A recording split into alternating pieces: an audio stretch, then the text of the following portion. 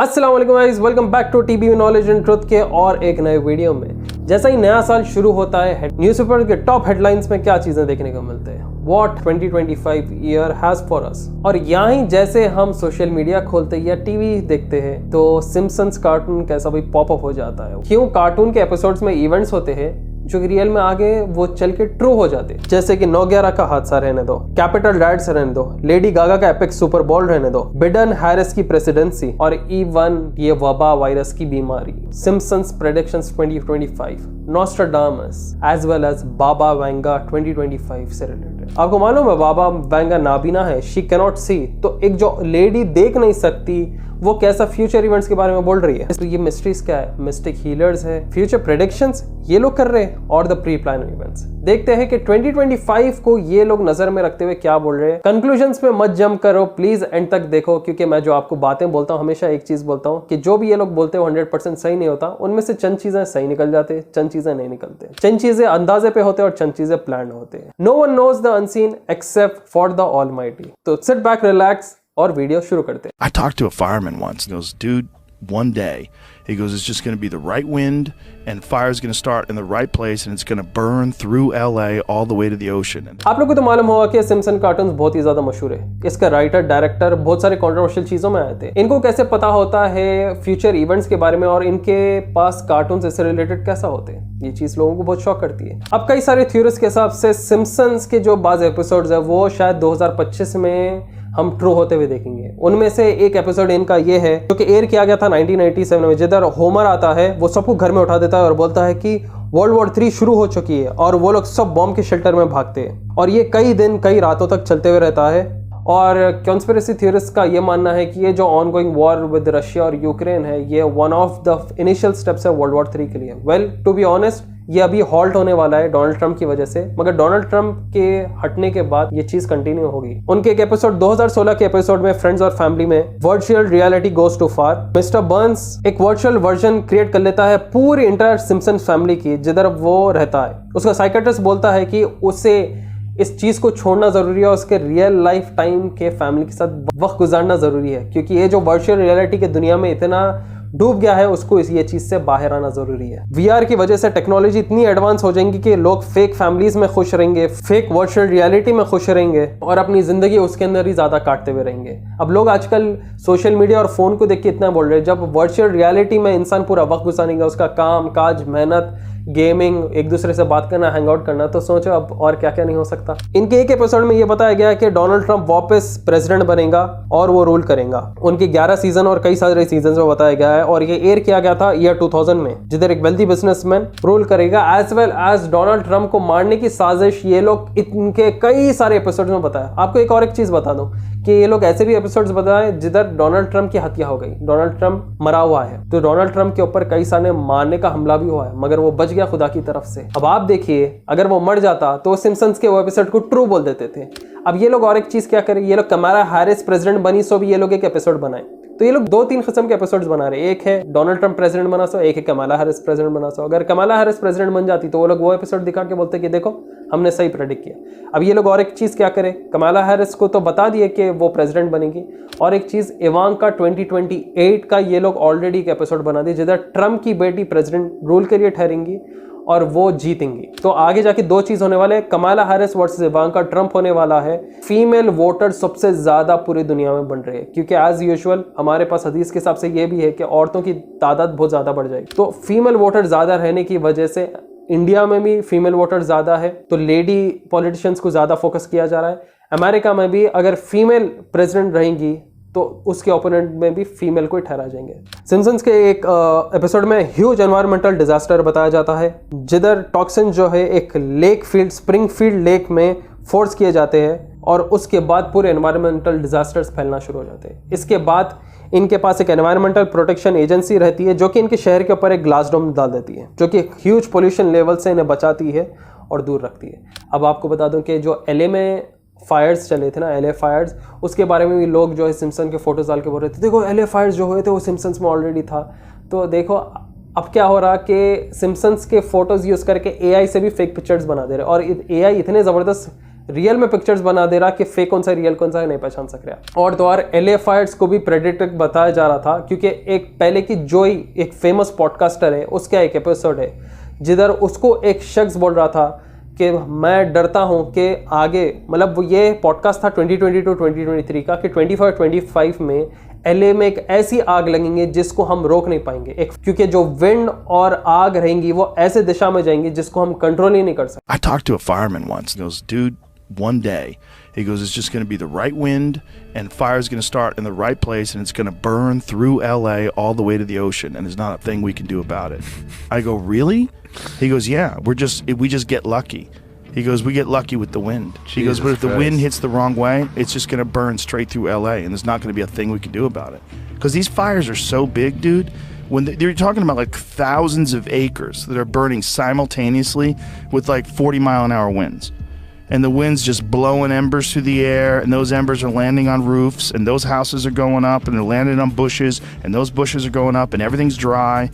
And once it happens in a way where it's so spread out that there's nothing they can do. There's nothing they can do. You just have to evacuate, right?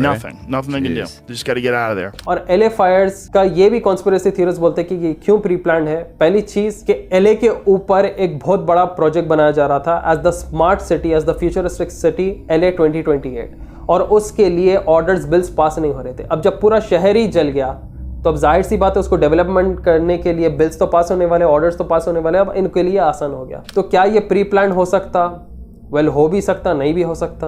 अगर उनके गुनाहों की वजह से वो तो अजाब है, अगर ये शयातीन प्लान करके, ह्यूमंस प्लान करके कर रहे तो ये लोगों के लिए आजमाइश। अब टू बी ऑनेस्ट, ये जो डिजास्टर्स अमेरिका में इतने ज़्यादा आ रहे हैं ना, उससे एक फ़ायदा क्या है, ये जो इजराइल को वेपन्स के नाम पे फंडिंग कर रहा था ना, अब ये फंडिंग नहीं कर सकता। ये पैसे उसको खुद के शहर को डेवलप करने के लिए बनाना पड़ता, क्योंकि तकरीबन 20, 30, 50 billion dollar worth of loss हो चुका उनके सिर्फ LA फायर्स की वजह से।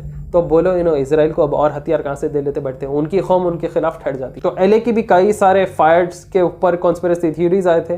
मैं इसके ऊपर एक डेडिकेटेड वीडियो नहीं बनाना चाह रहा था, बस इसमें इंक्लूड करके आप लोग के आगे रख देना चाह रहा था मैं। सिम्पसन्स के हिसाब से 2025 में फ्लाइंग कार्स भी हमें देखने को मिलेंगे।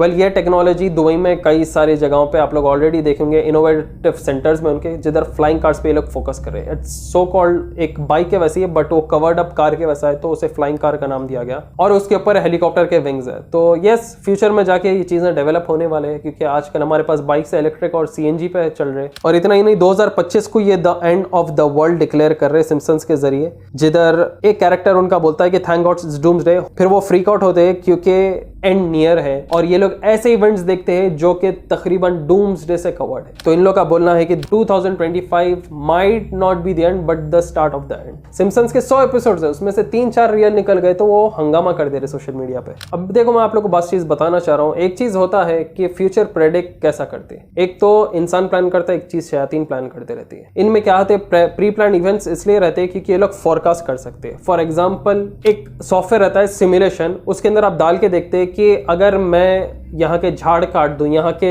लेक्स को पोल्यूट कर दूं, तो कितने साल में उसके अतराफ के सिटीज को प्रॉब्लम हो सकती है। तो वो कंप्यूटर एक सिमुलेशन सॉफ्टवेयर रन करता है और बोलता है कि अगले 10 to 15 ईयर्स में अतराफ के जितने भी सिटीज है वो इधर वायरस में फैलेंगे, बर्बाद हो जाएंगे, इनका लिविंग स्टैंडर्ड बुरा हो जाएगा क्योंकि वो पोल्यूशन की वजह से, वो एनवायरमेंटल डिजास्टर की वजह से। तो ये सिमुलेशन रहता है, ये सिमुलेशन से पहचानते कि फ्यूचर में क्या हो सकती है। अब जो पॉडकास्टर के अंदर, जैसा वो फायरमैन बोला कि आग अगर बढ़ी तो हम कुछ नहीं कर सकते, और दूसरी चीज, अगर इनके पास ये प्रेडिक्शन था तो वहां के LA के वाटर रिजर्वायर्स क्यों खाली थे? आपको मालूम, वाटर रिजर्वायर्स लिटरली एम्प्टी थे। तो वहां का मेयर क्या कर रहा था, वहां के पॉलिटिशियंस क्या कर रहे थे? क्या उन लोग को अंदाजा नहीं था कि अगर एक ऐसी आग लग जाती है तो ये पूरे शहर को बर्बाद कर सकती है? जब इनके पास इतना, एक फायरमैन के पास इतना प्रेडिक्शन है, तो वहां के पॉलिटिशियंस को प्रेडिक्शन नहीं था, वेदर फॉरकास्ट वालों को प्रेडिक्शन नहीं था। आप लोगों को मालूम है, जियोलॉजिस्ट वगैरह ऐसे चंद कुछ लोग रहते हैं जो कि अर्थक्वेक आने से पहले या एनवायरमेंटल डिजास्टर आने से पहले थोड़ा बहुत अंदाजा लगा सकते हैं, मगर एग्जैक्टली उसका रिजल्ट नहीं बोल सकते। तो क्या इन लोगों को ये चीज का अंदाजा नहीं था? क्या जब आप काले बादल आसमान में देखते, आप रेनकोट लेके जाते, तो वो तैयार ही नहीं है?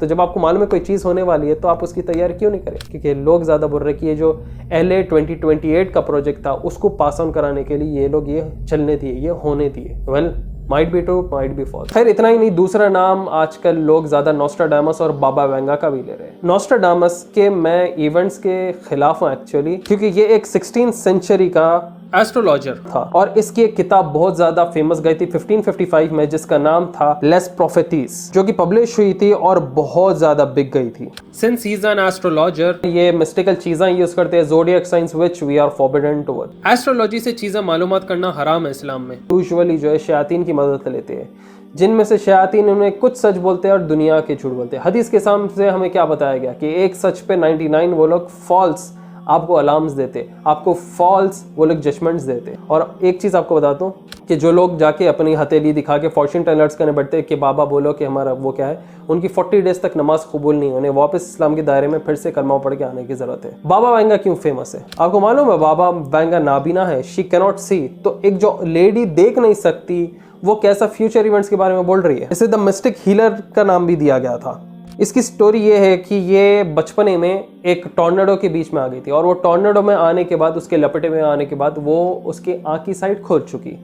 उसके बाद इसे कुछ वसवस आते हैं या इसे कुछ चीज़ें दिखते हैं जो कि फ्यूचर में जाके they turn out to be true. आपको बता दूं कि शयातीन और इंसान मिल के जो है शर फैलाते हैं दुनिया में, और यही आजकल एलिट फैमिलीज जो चल रहे हैं ना, उनके सो कॉल्ड ब्रांड्स और ये जो पपेट्स है ना, ये शयातीन और इंसान मिलके ये लोग बर्बादी फैलाने की कोशिश कर रहे हैं। तो आप लोग देखिए कि उसके वही प्रेडिक्शन सही निकले जिसमें शर है। तो they are pre plan events, जो इवेंट्स में शर है, जो प्लान करके किया जा रहा है, वो उसने सही से प्रेडिक्ट किया। कहते हैं कि इसने भी 9/11 का हादसा पहले बताया, कोविड जैसी बीमारी के बारे में इसने पहले बता दिया था, और एक ऐसी कौम जिससे अमेरिका और यूरोप मिलकर लड़ेंगी मिडिल ईस्ट में। तो लोगों के हिसाब से नॉस्ट्राडामस का ये कहना है कि 2025 में एक वॉर प्रेडिक्ट हो सकता है यूरोप में, और ये भी बताया जा रहा है कि एक पुराने किस्म की बीमारी, एक प्लेग फैलेगी जो कि दुश्मनों से ज़्यादा खतरनाक रहेगी।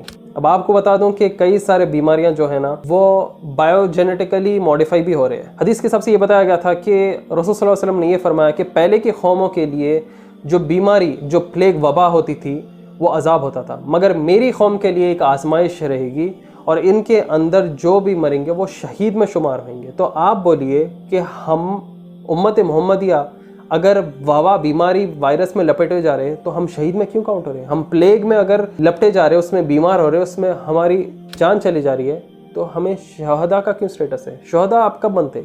जब आप दुश्मन से लड़ते। आप जब बीमार हो रहे, जब आपको बुखार आ रहा, तो आपके गुनाह माफ़ हो रहे और आपको सवाब भी मिलता। इसलिए बीमारी को हमारे पास पहुँचना नहीं है हदीस में। क्यों? क्योंकि शयातीन भी बीमारियाँ फैलाते हैं, दे मॉडिफाई, वो आपके जिस्मों में घुसते हैं। ये हदीस में इस्लामिकली प्रूवन है, दे क्रिएट डिजीजेस। और आप बोलो कि इंसान ये चीज़ों के साथ मिल के, हायर अथॉरिटीज़ को ये लोग खिदमत करके, क्या ये लोग बायोजेनेटिकली बीमारियाँ मॉडिफाई नहीं कर सकते? दज्जाल के फितनों में से ये भी एक फितना रह सकता। दज्जाल के तो कई सारे फितने हैं, वो अनाज, बादल, पानी सबको कंट्रोल करेंगे। तो ये बीमारी क्या चीज़ है? वो बीमार को भी हील कर देंगे तो लोग का ईमान उसके ऊपर आ जाएगा, अरे भाई ने हमारे डिजीज को ठीक कर दिया, मरे हुए लोगों को उठा देंगे। बल्कि वो कुछ अलग किस्सा है, मैं कभी आपको फ्यूचर में बोलूंगा। सिम्पसन्स का तो राइटर और डायरेक्टर के बारे में मैं कई सारे वीडियोस बनाए और पहले भी सिम्पसन्स के बारे में बात कर रहे थे। आप जाके उन चीज़ों को चेकआउट कर सकते हैं। कई सारी चीज़ें जो है इंटरेस्टिंग रहते, कई सारी चीज़ें इन लोग के बहुत वियर्ड भी रहते। तो होप आप लोग वीडियो पसंद आया तो प्लीज़ इसे शेयर करें व्हाट्सएप, फेसबुक और इंस्टाग्राम पे। नए मेरे चैनल को please make sure to subscribe और प्लीज़ मेरे वीडियोस देखो। चैनल पे बहुत सारे इंटरेस्टिंग वीडियोस हैं, आप लोगों को पसंद आएंगे। फिर आऊँगा जल्द नए वीडियोस के साथ। दुआ में याद रखें मुझे। Till then take care, see you soon. अस्सलाम वालेकुम।